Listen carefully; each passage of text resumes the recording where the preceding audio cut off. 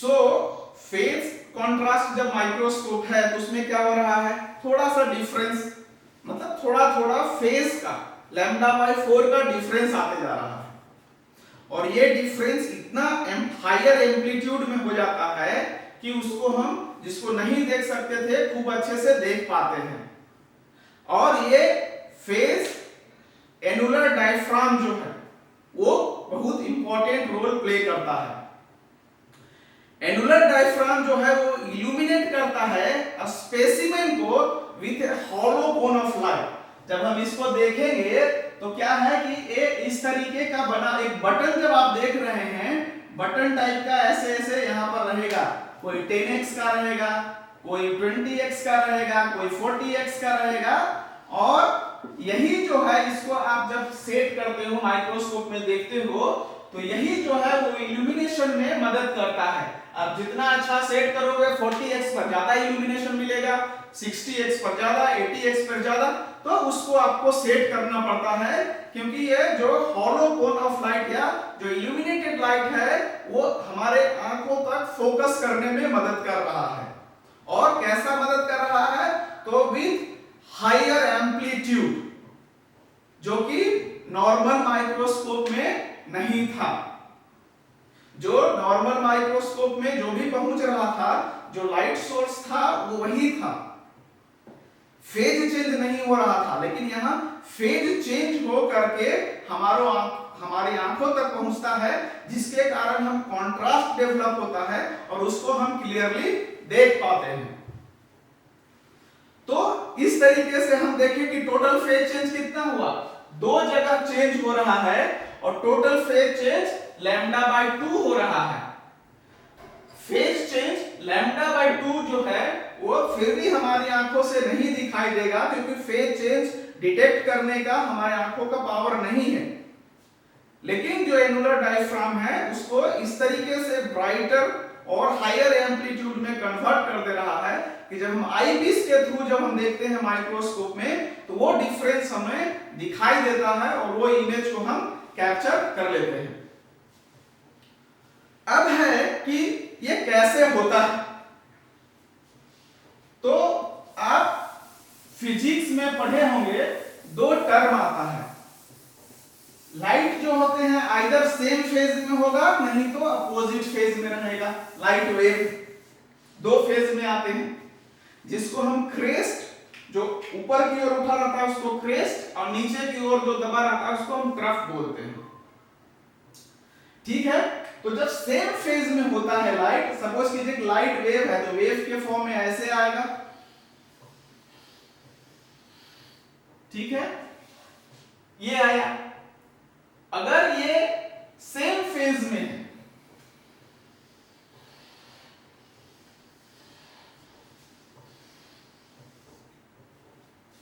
ये क्या है, ऊपर वाले उठे को क्रेस्ट बोलते हैं और इसको ट्रफ बोलते हैं, ठीक है। और अगर ये दोनों जो है क्या करेंगे, एक दूसरे को काटते हैं, इसको हम डिस्ट्रक्टिव इंटरफेरेंस बोलते हैं। क्यों? क्योंकि क्रेस्ट एंड ट्रफ एक दूसरे का है, वो कैंसिल ईच अदर। वेन बोला जाता है कि जब एक अनरिटार्डेड लाइट, मतलब जो एक ट्रांसमिटेड लाइट है और एक लाइट जिसमें λ/2 का रिटार्डेशन हुआ है, दोनों जब कंबाइंड होते हैं तो एक नेगेटिव या डिस्ट्रक्टिव इंटरफेरेंस क्रिएट होता है। एक क्या है, डायरेक्ट पहुंच रहा है ना, फेज में कोटिंग था, जो हम फेज प्लेट यूज कर रहे थे, तो जब कोटिंग एरिया से पहुंचता है तो वो रिटार्डेड लाइट होता है, और दूसरा जो होता है उसमें जहां पर नहीं है कोटिंग वहां से ट्रांसमिटेड लाइट पहुंचता है। तो उसमें जब दोनों मिलते हैं तो उसमें क्या है, λ/2 का डिफरेंस है, और वो एक नेगेटिव इंटरफेरेंस जनरेट करता है। और नेगेटिव इंटरफेरेंस क्या होता है, कैंसिल ईच अदर। तो ये क्या है, आपको प्लेन लाइन मिलेगा वेव का, you will get a plane line of wave. And इसमें कितना होता है, this is called 180 degree phase change हुआ है। This is called 180 degree out of phase है ये वेव, इसीलिए ये डिस्ट्रैक्ट करते हैं और हमको एक प्लेन लाइन के रूप में मिलता है। अब दूसरा है कि ये जो है अगर इन फेज हो जाए, not in opposite phase, in phase हो जाए, मतलब एक दूसरे का crest and trough same phase में हो,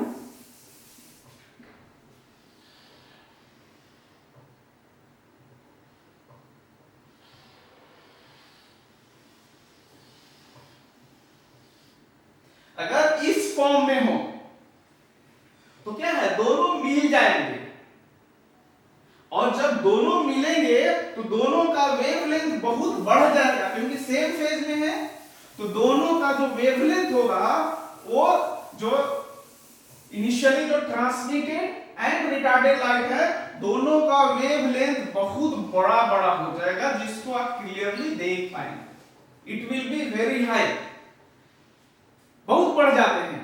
सो this is called constructive interference. They are in phase, same phase, not in opposite phase. और ये फेज में होना और अपोजिट फेज में होना, constructive interference and destructive interference occur so fast, ये इतना तेजी से होता है कि जो सैंपल रखे हैं उसमें कंट्रास्ट जनरेट हो जाता है और उसको हम खूब आसानी से देख लेते हैं। So this is the principle of working on or principle of phase contrast microscope. So phase contrast microscope में इसी कारण है कि हम देख पाते हैं, एक क्लियर कट इमेज को देख पाते हैं। अब एप्लीकेशन इसका क्या है, तो फेज माइक्रोस्कोप का एप्लीकेशन ये है कि enables the visualisation of unstained cell. इसमें स्टेनिंग की जरूरत नहीं पड़ती है। Used to view various cell organelles because all cell organelles have different refractive index, different thickness, so जिसका जितना ज्यादा डिफरेंस होगा उतना कंट्रास्ट इमेज हमको मिलेगा because of phase interference, phase change। phase change का मतलब because of formation of interference of light, whether it will be either constructive interference or it will be destructive, and it occurs so fast that the contrast is generated and we view the image very clearly। हम इसके कारण क्या देख पाते हैं, cell division देख सकते हैं, फैगोसाइटोसिस, साइक्लोसिस, ये सारे जो सेल इवेंट्स हैं वो लाइव सेल इवेंट्स को देख सकते हैं। Used to view cellular movement like chromosomal and flagellar movement हम देख सकते हैं फेज कंट्रास्ट माइक्रोस्कोप का यूज करके, एंड साइटोस्केलेटन का डायनेमिक्स है, वो सारे चीज को हम पढ़ पाते हैं। लेकिन इसमें एक जो चीज है वो है कि एडवांटेज के साथ साथ कुछ डिसएडवांटेज भी है। एडवांटेज क्या हुआ कि हमको स्टेन करने का जरूरत नहीं है, कोई स्टेनिंग प्रोसेस नहीं है, इसलिए सेल मरेगा नहीं, लाइव सेल को हम देख पाते हैं। लेकिन प्रॉब्लम क्या है कि जो एनुलर डायफ्राम होते हैं वो कैसे है, एक समझ लो बटन टाइप का है और जो बटन में होल्स है उसी से आपका लाइट पहुंच रहा है। सपोज कीजिए कि जो आपको आंखों तक दिखाई दे रहा है, तो मान लिया कि ये सेल है, कोई अगर सेल है यहाँ पे बैक्टीरिया है, तो जब आप देखेंगे तो इसके चारों तरफ जो है एक, सपोज कीजिए कि ये है हमारा बैक्टीरिया, इसके चारों तरफ एक व्हाइट हॉलो एरिया रहेगा। So a white hollow area will be there around the specimen which you are watching or which you are viewing. So this is considered as limitation. This is called bright hollow is generated around the image.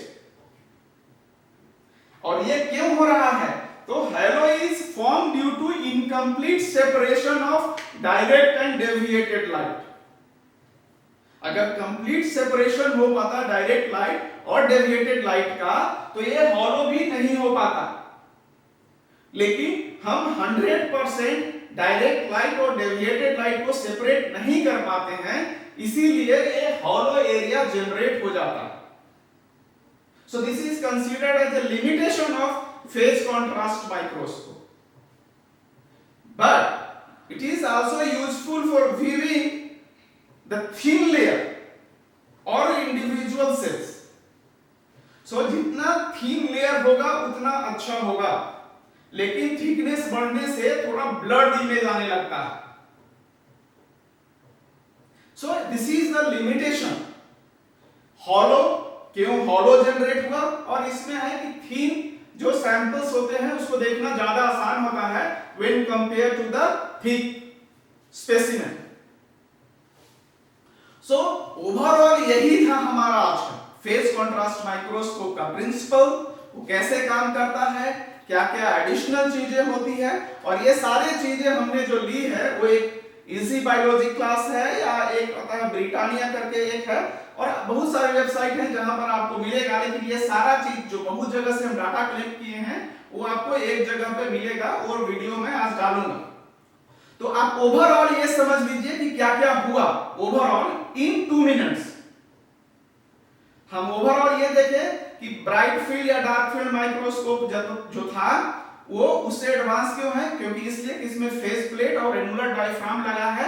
जो source of illumination light था उसमें phase change ला रहे हैं direct light and deviated light के बीच में, और that is lambda by 2। And this lambda by 2 जो आंख से विजिबल नॉर्मल आई से विजिबल नहीं था, वो जब इन चेंज हो रहा है in the form of amplitude और ब्राइटनेस, उसके कारण हम जो ऑब्जेक्ट है जो हमारा स्पेसिमेन है उसको हम देख पाते हैं। बेनिफिट क्या है, बेनिफिट यह है कि हम लाइव सेल को देखते हैं, स्टेनिंग की जरूरत नहीं है, तो ये हमारा बेनिफिट है।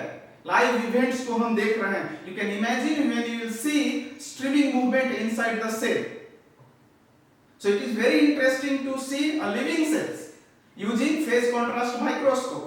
लिमिटेशन क्या है, that limitation is not major कि एक हॉलो क्रिएट हो जा रहा है अराउंड द सैंपल जो हम व्यू करते हैं। सैंपल में एक्चुअल में नहीं हो रहा है, बट जो हम इमेज देख रहे हैं उसमें हो रहा है। तो जब हम फोटो लेते हैं तो उसके किनारे एक वाइट एरिया दिखाई देता है, और इसमें क्या करते हैं कि जनरली बहुत अच्छा इमेज आता है अगर आपका सैंपल बहुत थिन है। ठीक होगा तो भी थोड़ा दिखेगा, ब्लड थोड़ा सा रहेगा। तो this is overall about the phase contrast microscope. So next class में फिर हम एक नए टॉपिक के साथ आपके सामने फिर से नए क्लास में नया टॉपिक पढ़ेंगे। So thank you so much, thank you, take care.